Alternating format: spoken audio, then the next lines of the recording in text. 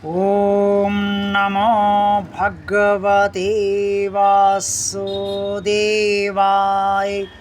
जय श्री हरि, जय श्री भगवान विष्णु जी, जय श्री भगवान कृष्ण जी। भगवान और आप चैनल के अत्यंत प्रिय श्रद्धालु भक्तों, हमारे सनातन धर्म का नवीन विक्रम संवत 2083 का शुभारंभ 19 मार्च 2026 दिन बृहस्पतिवार से हो रहा है।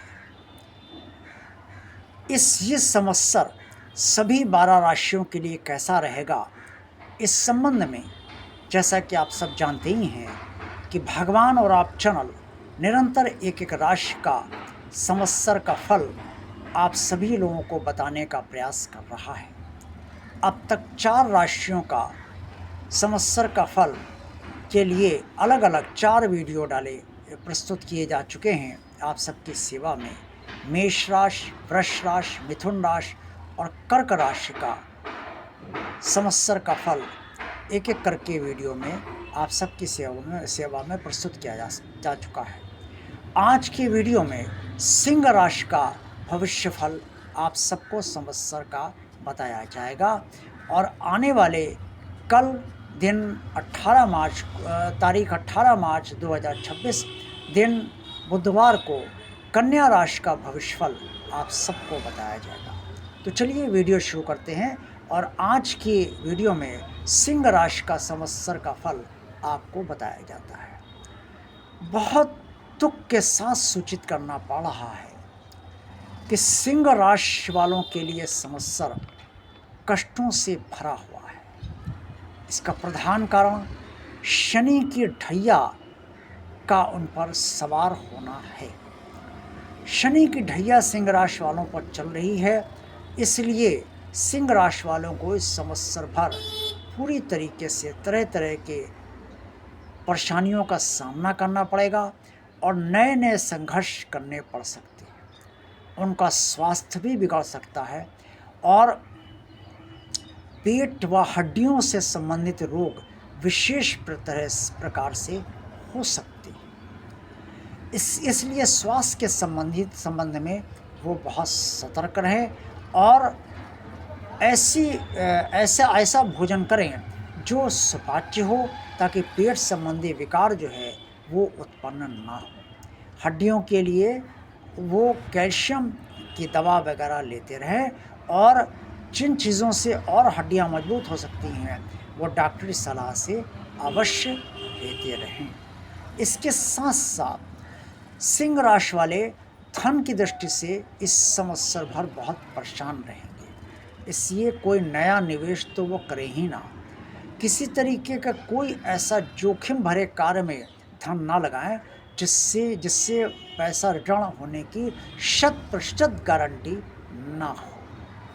इसलिए कोई जोखिम ना लें, कोई निवेश ना करें, कोई वायदा बाजार में भी काफ़ी वो सौदा जो है वो ना करें। सट्टेबाजी से दूर रहें लोग, क्योंकि सट्टे में नुकसान सिंह राशि वालों को हो सकता है इस संवत्सर में और भारी नुकसान उठाना पड़ सकता है। जो कारोबार कर रहे हैं, व्यापार कर रहे हैं और कोई किसी भी तरीके का व्यवसाय करते हैं, उनके लिए भी ये संवत्सर बहुत अच्छा नहीं रहेगा। कुछ कहीं उन्हें घाटा भी उठाना पड़ सकता है और भारी हानि भी धन की दृष्टि से उठानी पड़ सकती है। इसलिए कोई नया कारोबार शुरू ना करें, कोई नया व्यवसाय शुरू ना करें। जो लोग नौकरी करते हैं उनका ट्रांसफ़र हो सकता है और ट्रांसफ़र ऐसी जगह हो सकता है जहाँ की वो नहीं चाहते हैं। इससे सिंह राशि वाले बहुत संभल कर कार्य करें, क्योंकि ये संवत्सर उनके लिए अच्छा नहीं है। अगर कोई ज़मीन जायदाद बेचने का आपकी कोई योजना है तो इस संवत्सर भर रुक जाइए, क्योंकि इससे आपको उतने पैसे नहीं मिलेंगे बेचने पे जितना कि आप चाहते हैं। और अगर नया मकान लेंगे तो या नई ज़मीन खरीदेंगे तो उससे भी आपको कोई विशेष फ़ायदा जो है वो भविष्य में नहीं होगा। इससे कोई भी आप ज़मीन जायदाद का क्रय विक्रय जो है वो ना करें। परिवार में भी सौहार्द बनाए रखने का पूरा प्रयास करें, क्योंकि पारिवारिक कलह का युग है सिंह राशि वालों के लिए। और भले ही अन्य लोगों के साथ ना हो, लेकिन अगर सिंह राशि आपकी है तो आप या तो स्वयं परिवार वालों से विवाद करेंगे या फिर परिवार वाले आपसे विवाद करेंगे, चिढ़ेंगे और आपको चिढ़ाएंगे भी, यानी कि आपसे वाद विवाद भी अवश्य करेंगे। इसलिए कोई भी ऐसा ऐसा ऐसा कार्य न करें जिससे परिवार में मतभेद जो है वो आपको उठाने पड़े। इसके साथ साथ अगर झगड़ा आपका बहुत बढ़ जाता है किसी से, तो आप पीछे हट जाइए समस्या में, क्योंकि इससे आपकी सुख और शांति प्रभावित होगी। अब निदान क्या है? देखिए, जब पूरा संवत्सर खराब होता है तो उस समय सबसे बड़ा सहारा किसका होता है?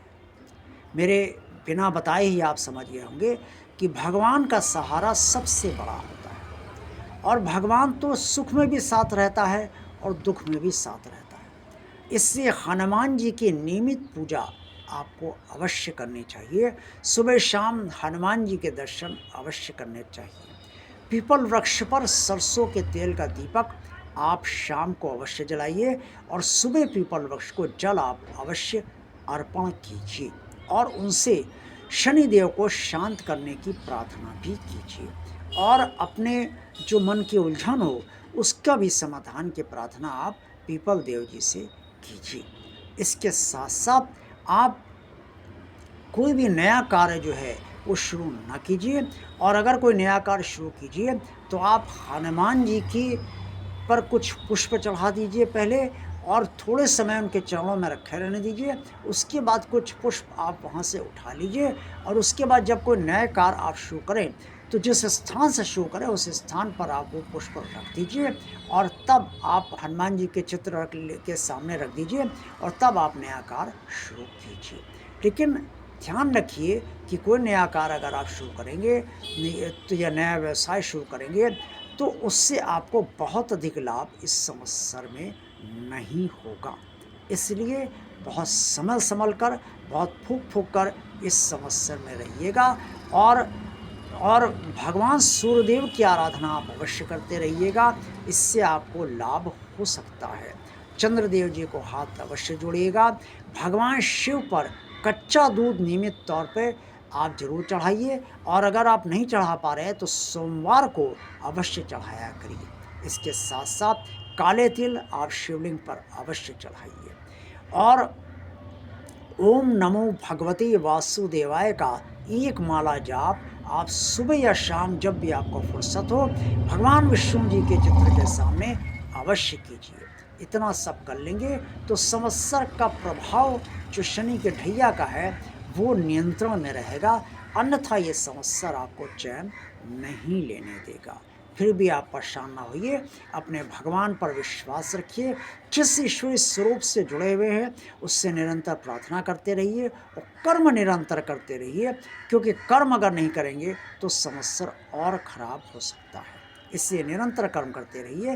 कोशिश कीजिए कि आप हताश ना हो और निराशा को बहुत अधिक अपने अंदर बढ़ने ना दें। सिर्फ इसी संवत्सर की बात है ना, अगला संवत्सर तो आपके लिए अच्छा ही होगा, ये अवश्य आप सोचकर इस संवत्सर को में चलते रहिए। देखते रहिए भगवान और आप चैनल। वीडियो को लाइक कीजिए, चैनल को सब्सक्राइब कीजिए, चैनल को शेयर कीजिए। ओम नमो भगवते वासुदेवाय। जय श्री हरि, जय भगवान विष्णु जी, जय भगवान श्री कृष्ण जी। आप सभी का कल्याण हो।